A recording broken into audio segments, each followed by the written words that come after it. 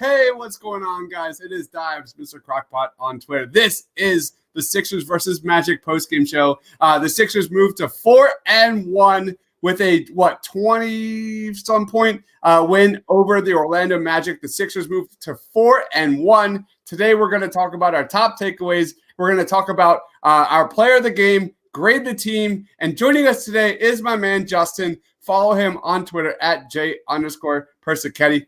What's up, Jay?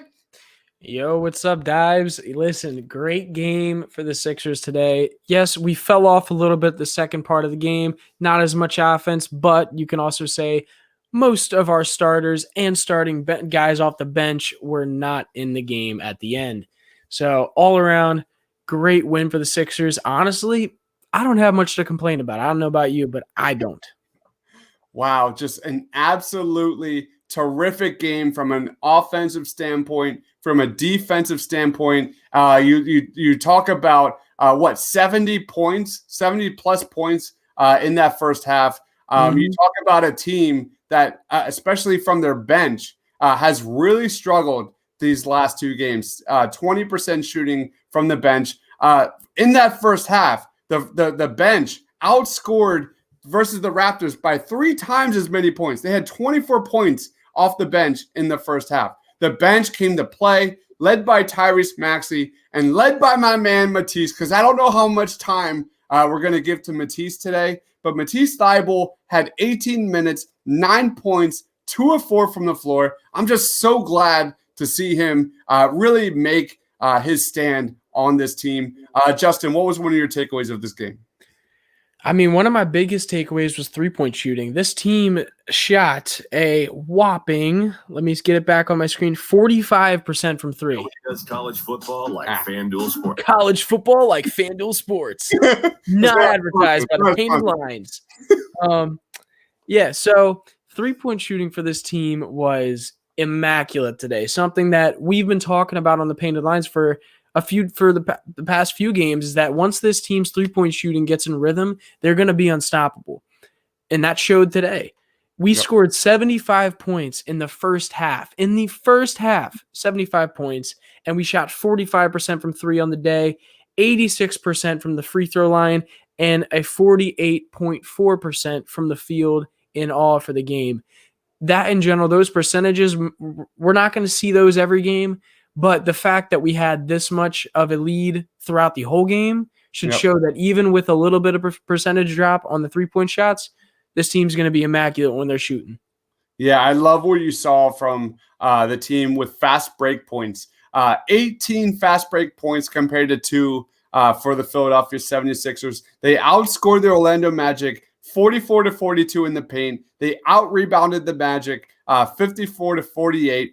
But we got to talk about some of this starting lineup, which was bananas tonight. The starting lineup for the Sixers was bananas. It was crazy versus the Toronto Raptors, even more so led by Tobias Harris, Seth Curry, and Joel Embiid. 62 points combined from Tobias Harris, Seth Curry, and Joel Embiid tonight. What was your take on this starting lineup?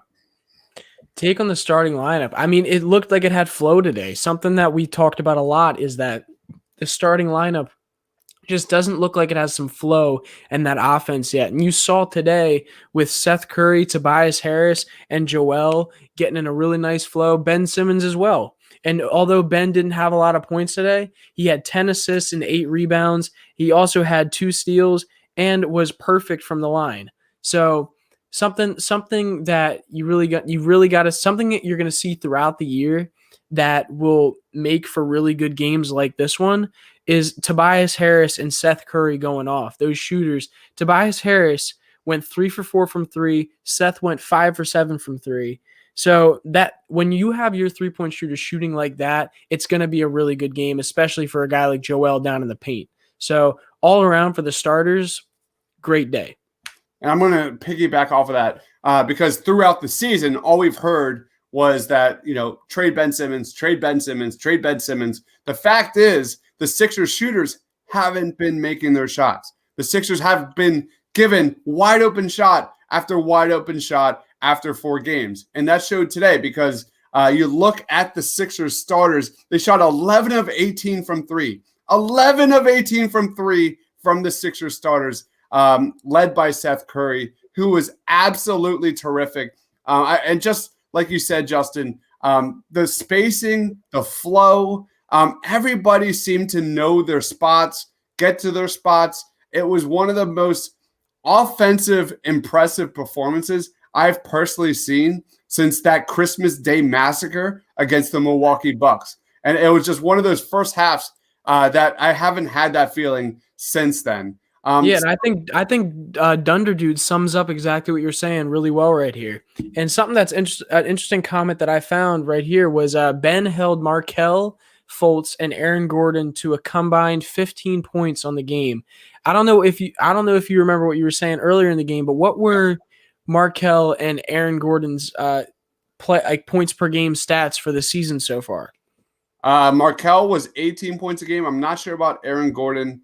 But just right there, as you find Aaron Gordon right now, holding Markelle Fultz itself to under that 18, not that anybody didn't expect that, but come on. Ben Simmons, if he is not one of the best defensive players in the league, come on. Ben Simmons coming for a defensive player there. If there was one thing to learn from this team, I'm sorry, all the Ben Simmons haters. They're probably coming at me within the next few minutes. But the truth is, Ben Simmons is making noise for Defensive Player of the Year. Aaron Gordon shot 1 of 8 from the floor, Fournier 1 of 3. Just this guy continues to just dominate defensively, and no one talks about it. No one talks because it doesn't fit the freaking narrative that exists in Philadelphia sports media, and it's sickening. The narrative. Everyone that talks negative on Ben Simmons, you don't watch the game, and you don't know what you're watching, period. The narrative for Ben Simmons right now is that he doesn't score 20 points per game. He's terrible. No. You can't even give the narrative that he doesn't shoot threes anymore. After today. Yeah.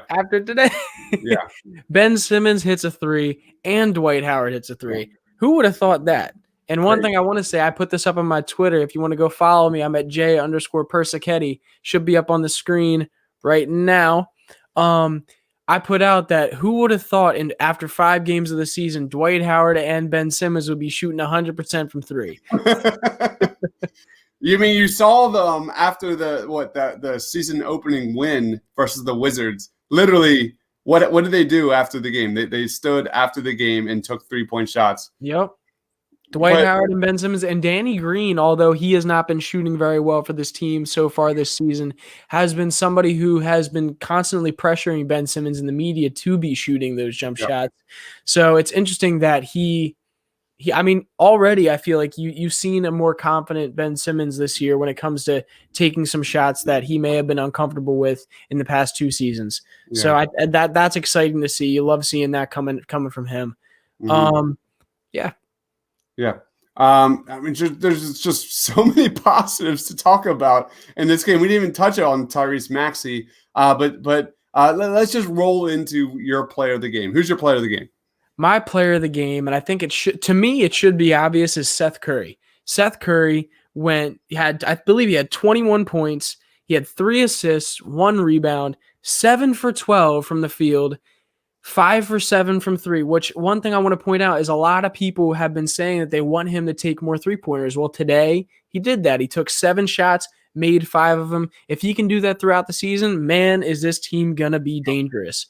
He also had 1 steal. He only had 1 foul. And being that this is a guy that Sixers fans were a little worried about coming into the starting lineup this year, being about his defensive, his lack of defensive ability, just because of pure size, weight, speed, everything, has been doing a really good job, especially in the past 2 games. I know last game, I think he was plus 21, or it was between plus 21 and plus 23. This game, he's plus 20. He's plus 24 on for the game. So Seth Curry, by far for me, is the player of the game. Sure, he wasn't playing at the end of the game I don't think he really played much in the second half, but who needs to when you facilitate a almost 40-point lead in a game?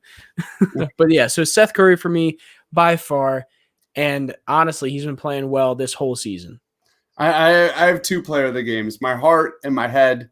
My heart of the player of the game is Matisse Thybulle. It felt so good to see him get that monkey off his back, show that he belongs. The people that should be scared right now are my man Nadir and Furkan Korkmaz, because if that's what Matisse Thybulle can bring you on offense, be a perimeter threat and great defense, which we saw tonight, Furkan Korkmaz should be shaking in his cowboy boots tonight.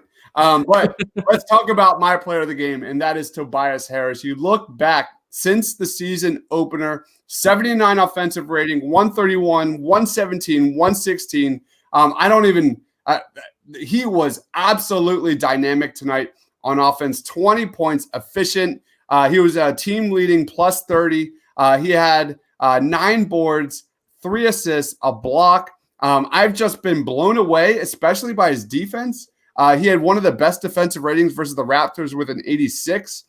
Tobias Harris, man, shot 3 of 4 from 3-point range. That all came in the first half. When was the last time you saw Tobias freaking Harris take 4 attempts in the first half?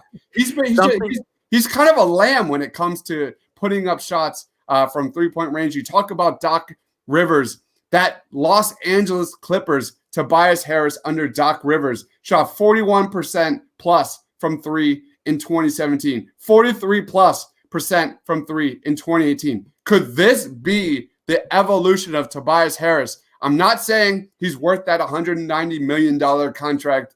That is a different story. That's a different podcast. However, if this is the start of something we can start expecting from Tobias Harris in terms of taking that offensive load off Joel Embiid, Ben Simmons, and everyone else, massive. Just has a trickle effect on the entire roster. And something you saw with Tobias is that he was consistently making quick decisions with the ball in his hands. And being that was a big topic for him for the start of this season, you love to see it, especially from 3-point territory, where I saw a few times this game where as soon as he got the ball, he was chucking it. As soon as he got the ball, he was chucking it up. So that's something that you really love to see from a guy who's been looking a little timid the past few years on putting up shots. And he just looked a lot more comfortable today, just like he did yesterday. 2 days ago in the last game against the Raptors. So it's honestly, it's looking good for him right now. So I can't disagree with you on that pick of player. All right, let's go into how would you grade this team's performance, man? Dude, if you're not giving an A+, I don't know what basketball you're watching. I'm serious. And listen, I'm not somebody. If you've seen me on other podcasts, I'm not somebody who gushes about this team. I'm not somebody who sit here and says, "Oh, it's an A, a B every time they play." No, I've given C's already this season, and this team is already 4-1. So to me, this is an A. You can't, like, the defense was amazing. The offense was even better. The fact that we scored 75 points in the first half and the starters didn't have to play, I don't think they played any bit of the fourth quarter, should show more than anything that this team had an amazing game. I think how many points did we win by altogether? Someone throw me that down in the comments. But the ending score was not even close. 8. And what's up? 24. Yeah, we won by 24 points, and the starters didn't play any bit of the fourth quarter. And I believe the reserves played the whole fourth quarter as well. So that in itself should tell you that game grade as it is. I mean, this is Philly basketball. This is Philly basketball, baby. Come on. We look at the last you beat the New York Knicks 89 points. You sucked versus the Cavaliers, but you held the Raptors to 93 points, and then you held the Orlando Magic to 92 points. The Sixers are winning by defense. Come on, like, what more Philly is that? And it's just been something absolutely terrific to watch. And it's an identity.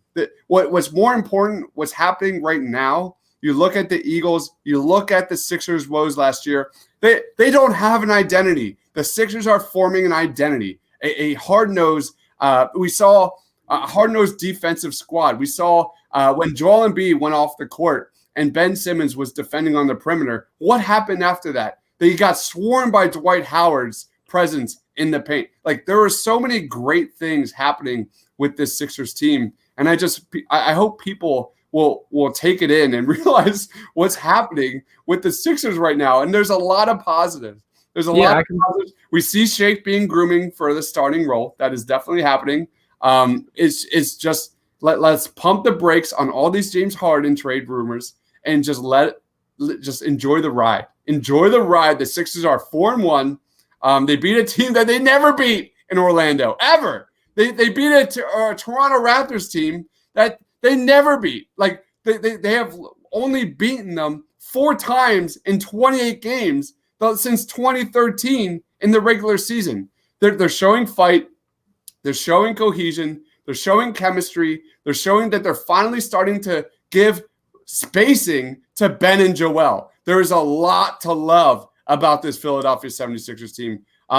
Something I want to talk about quick is the defense specifically, because we've touched on the defense for sure, but we were gushing about the offense. The defense this game had – sorry, I lost my spot. The defense in this game had 10 blocks, 7 steals. They made the Orlando Magic only turn over the ball 11 times, but when you're scoring that many points, you don't really need to get that many turnovers. We also only turned the ball over 14 times. Now that's a good game for the Sixers. If I'm not mistaken, last game, what was it like 16 or something like that? Yeah. But what you love to see is 5 of those came from the starting lineup. When Ben Simmons and Joel Embiid have 2 turnovers combined, I guarantee you, like, that's an automatic win. Yep. And this is really true. And we talked about this a little bit, Dunder, in the fact that the starting lineup and even the bench is looking a lot smoother. Looked a lot smoother this game. And I talked about this pregame a little bit as being something I'm really looking forward to throughout the season. Is this team has been looking good even when the offense hasn't been. Yep. And once this chemistry grows and once the just the flow of the offense improves, this team, in my opinion, is going to be unstoppable for a lot of teams. Yep. And even going to a guy like Danny Green, I know he's getting so much hate. It's like he's one of the most talked about guys on that starting lineup. Danny Green, defensive rating is terrific, 3rd best on the team. There are pieces in place right now. It's not a complete puzzle. They're probably going to make a move in the trade deadline, but the pieces right now are forming into a team, an identity that really plays and excels by defense. Who doesn't love that? A Philly sports fan. I'm mid-30s. Who doesn't love that? This is a fun team to watch. Stop with the James Harden trade rumors. Enjoy it. Let's go. Plugs. You're up, man. All right. If you have not already, go follow me at J_Persichetti. It's right there on the screen. Let me see if I can point to it right there. So go follow me on there if you'd like. Also, go follow the Painted Lions on Twitter and Instagram. I help run both of those accounts. Subscribe to the YouTube channel, please. We are trying so hard to hit that 3K mark. Our goal this month was to hit 3K before New Year's. So it's New Year's Eve. Dabs, you know how close we are right now? So close. I haven't checked. So I don't know. I know earlier today he said we were about 90 some people away from hitting that 3K mark. So if you can, please help us hit that number. Go share us on all your socials. You know, you guys see it right now. We give the most objective content we can about the Sixers, and we tell you how it is. We're honest with you. So go follow us on YouTube and all our socials. Awesome. Thank you, Justin. I'm just going to piggyback off of that. I'm going to be dropping so much Sixers highlight reels starting tomorrow. Tyrese Maxey, Tobias Harris, Ben Simmons, Joel Embiid, Seth Curry. I've got them all prepped and ready to go. I just got to get the tape of this game. The best of December highlights reels are coming tomorrow. Bright and early. Before you eat your pork and sauerkraut, watch some Sixers highlight reels. I promise it's going to be so much fun. And I just want to say thank you. Thank you to everyone here that has been watching, commenting. 2020 is over. Let's go. Listen, we still got 3 hours, but I will say the Sixers capped off 2020 very well for us. Let's hope they can keep going on to 2021. in the words of Jason Kelsey, I'm going to end it like this. I was there during the Super Bowl parade, and I just want to say, fuck you, 2020. We're out. See you guys next time. Fuck you. 2020 is over. Have a great and safe New Year's Eve and New Year's Day. Eat that pork and sauerkraut. Go Sixers, baby. Stay awesome. Peace.